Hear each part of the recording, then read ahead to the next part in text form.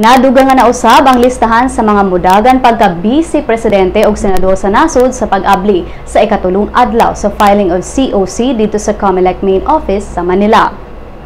Lakip sa mga dagkong personalidad nga nag-file sa ilang COC, mao si Senador Antonio Trillanes III kinsa mudagan pagka-Vice Presidente. Mido sa usab sa ilang kandidatura pagka-senador, sila si Francis Kiko Pangilinan kinsa giubanan sa iyang asawa nga si Sharon Cuneta o sa ilang duha ka mga anak.